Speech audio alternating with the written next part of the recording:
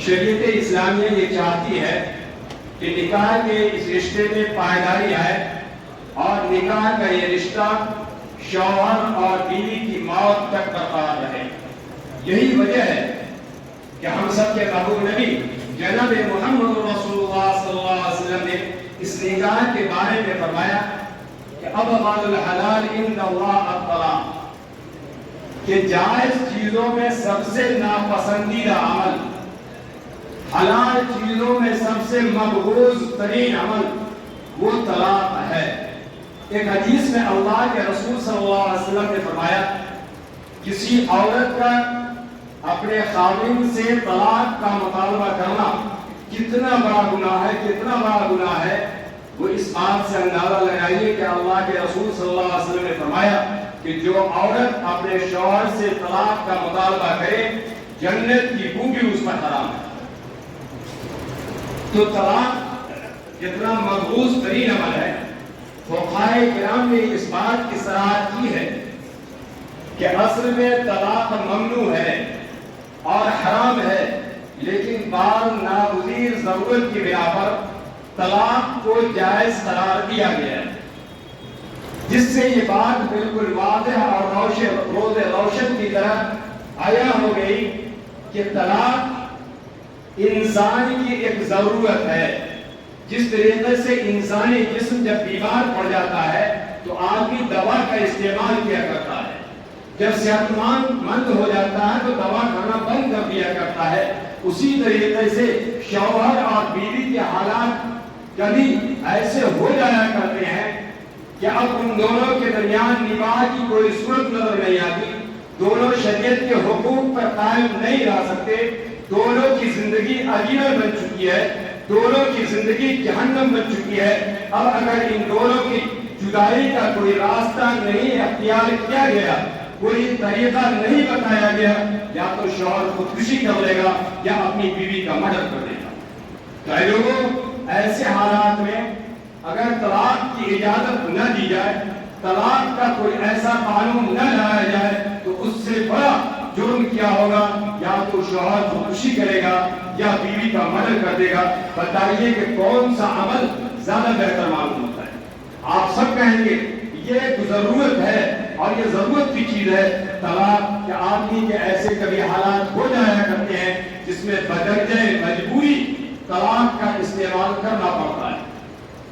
تو گویا طلاق یہ دوا ہے، غذا نہیں۔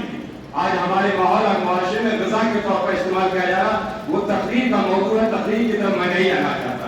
یہ علمی موضوع ہے، اس اور آپ حضرات علماء ہیں، دانشوران ہیں، تعلیم یافتہ لوگ ہیں، بہت ہی مختصر وقت میں ہم آپ سے جدا ہونا چاہتے ہیں، اس لیے آپ یہ سمجھیے کہ طلاق ایک ناگزیر ضرورت ہے، یہ دوا ہے، اس کو دوا کے طور پر ہی استعمال کیا جائے۔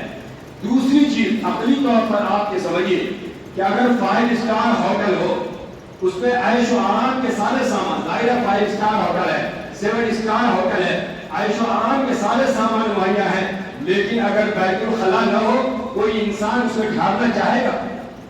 کیوں بھائی؟ بیت الخلا میں کون مسجد لگا کر سونے جاتا ہے، کون آرام کرنے جاتا ہے؟ لیکن بیت الخلا بھی انسان کی ضرورت ہے۔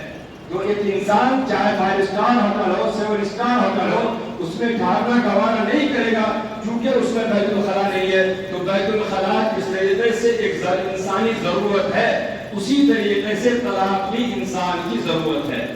اسی طریقے سے عقلی طور پر آپ سمجھیے کہ اگر انسان کے جسم میں کوئی زخم ہو جائے اور ڈاکٹر اس کا آپریشن کرتا ہے، تو یہ آپریشن کرنے کی وجہ سے مریض کو تکلیف ہوتی ہے۔ اب کوئی یہ کہے کہ بھائی آپریشن، ڈاکٹر صاحب آپریشن نہ کیجیے، مریض کو بہت تکلیف ہو رہی ہے، اللہ کے واسطے معاف کر دیجیے، چھوڑ دیجیے، تو جب کیا ہوگا؟ آپ کا مرض بڑھے گا اور موت تک نوبت آ جائے گی۔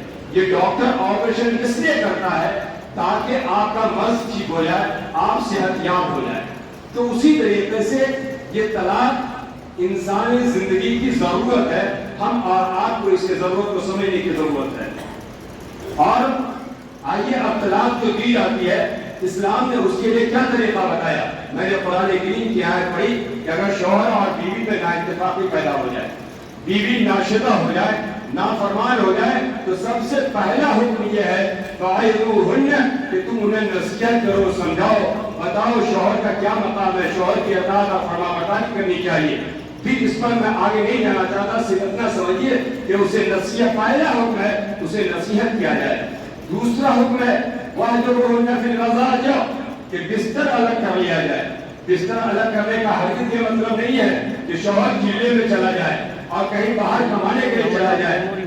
بخاری نے یہ مسئلہ لکھا ہے کہ دونوں ایک ہی روم میں سوئیں لیکن دونوں کا بیڈ الگ الگ لگے، بستر الگ الگ ہے، تاکہ بیوی یہ سوچے کہ آج میرا شوہر مجھ سے بہت زیادہ ناراض ہے، جب تو وہ بستر الگ کرنے پہ مجبور ہوا ہے تو اب بیوی اپنی نافرمانی سے باز آ جائے گی۔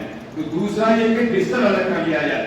تیسرا حکم یہ ہے وَاضْرِبُوهُنَّ اگر بستر الگ کرنے سے بھی کام نہیں چل رہا ہے، نافرمانی سے بات نہیں آ رہی ہے، تو تیسرا حکم یہ ہے کہ ایسی صورت میں اس کی ہلکی پھلکی تنبیہ کی جائے۔ تنبیہ کے سلسلے میں مفسرین کرام نے یہ بات لکھی ہے کہ مسواک سے اس کو مارا جائے۔ مقصد مار نہیں ہے، مقصد ضرب نہیں ہے، مقصد یہ ہے کہ بیوی یہ سمجھ لے کہ جو شوہر کل تک جس ہاتھ سے مجھے پھول پیش کیا کرتا تھا آج اس ہاتھ کو اٹھانے میں مجبور ہوا ہے، اس کا مطلب میرا شوہر بہت زیادہ ناراض ہو چکا ہے، بہت زیادہ ناراض ہے۔ تو تیسرا حکم یہ ہے اس کی ہلکی پھلکی تنبیہ کی جائے۔ اگر اس سے بھی بات نہ آئے تو اب بھی شریعت یہ نہیں کرتی ہے، اسلام یہ نہیں کہتا ہے کہ اسے طلاق دے کر کے الگ کر دیا جائے۔ اب چوتھا حکم کیا دیا جا رہا ہے فَبَعْثُوا حَكَمًا مِنْ أَهْلِهِ وَحَكَمًا مِنْ أَهْلِهَا إِنْ يُرِيدَا إِصْلَاحًا يُوَفِّقِ اللَّهُ بَيْنَهُمَا کہ اب ایسی صورت میں اگر تبلیغ کے بعد بھی کام نہیں چل رہا ہے تو پھر شوہر کی جانب سے ایک آدمی ہو، بیوی کی جانب سے ایک حکم متعین کیا جائے اور یہ دونوں نکاح کی کوشش کریں۔ ذرا غور کیجیے قرآن کتنا بلیغ انداز اور الفاظ کو استعمال کر رہا ہے کہ شوہر کی جانب سے ایک آدمی ہو، بیوی کی جانب سے ایک آدمی ہو۔ وہ بات اس لیے کہی گئی تاکہ شوہر اور بیوی کے آدمی رہیں گے تو گھر کی بات گھر ہی میں رہ جائے گی۔ وہ کیا ہوتا ہے، بیوی شوہر کے عہد کو بیان کرے گی، شوہر بیوی کے عہد کو بیان کرے گا اور نتیجہ کیا ہوگا، دوسرے لوگوں کے سامنے کہا جائے اس راز کو فاش کر دے گا، اس عہد کو فاش کر دے گا۔ اس لیے کہا گیا ہے کہ ایک آدمی شوہر کے گھر سے ہو، ایک آدمی بیوی کے گھر سے ہو، تاکہ یہ راز فاش نہ ہونے پائے اور نباہ کی کوئی صورت نظر آئے۔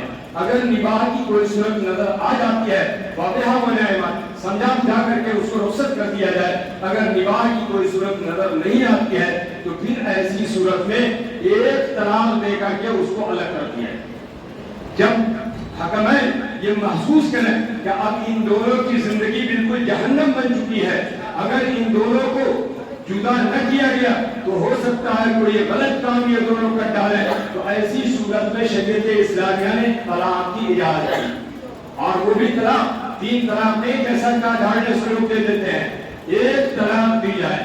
وہ ایک طلاق جب دیں گے تو ایک طلاق رجعی پڑے گی، اور طلاق رجعی کا حکم کیا ہے کہ عدت کے اندر جو عدت کے احکام کو سمجھانا ابھی وقت نہیں ہے، اس سے میں صرف یہ کہنا چاہتا ہوں کہ عدت کے اندر شوہر یہ کہہ دے کہ میں نے تم کو لوٹا لیا، تم میری بیوی ہو، وہ اس کی بیوی ہو جائے۔ آج بڑی بدنصیبی یہ ہے کہ ہمارے دانشور حضرات، وکلا حضرات، حتیٰ کہ مسلمان جج بھی نہیں جانتے کہ ایک طلاق دینے سے بھی طلاق پڑتی۔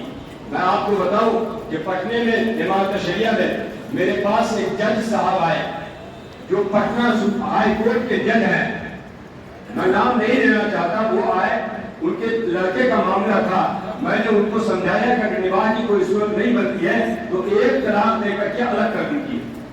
انہوں نے کہا بڑے حیران رہے وہ کہ مفتی صاحب ایک طلاق دینے سے بھی طلاق پڑ جاتی ہے، کتنی بڑی بدنصیبی کی بات ہے کہ وہ آدمی پٹنہ ہائی کورٹ سے جج ہو کر ریٹائر کیا ہے اور اسے یہ بھی معلوم نہیں کہ ایک طلاق دینے سے طلاق پڑ جاتی ہے۔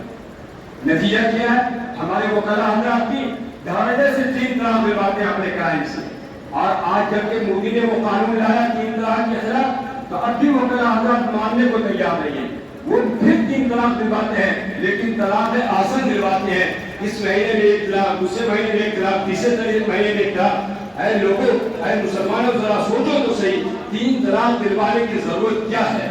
ایک طلاق دیجیے، عدت کے اندر شوہر رجوع کر لیتا ہے، وہ اس کی بیوی ہو جائے گی۔ اگر شوہر اور بیوی کو ندامت نہیں ہوتی ہے، عدت گزر گئی، تو اب بھی شریعت کے دروازے کھلے ہوئے ہیں۔ اگر دونوں شامل رہنا چاہیں تو نئے مال کے ساتھ دوبارہ نکاح کر کے ساتھ رہ سکتے ہیں، اور نہیں رہنا چاہیں تو دونوں کی زندگی بالکل الگ ہے۔ شوہر جہاں چاہے شادی کر کے رہے، بیوی جہاں چاہے شادی کر کے وہ اپنی زندگی گزارے۔ تو ایک بات تو یہ ہے کہ طلاق ناپسندیدہ عمل ہے شریعت میں۔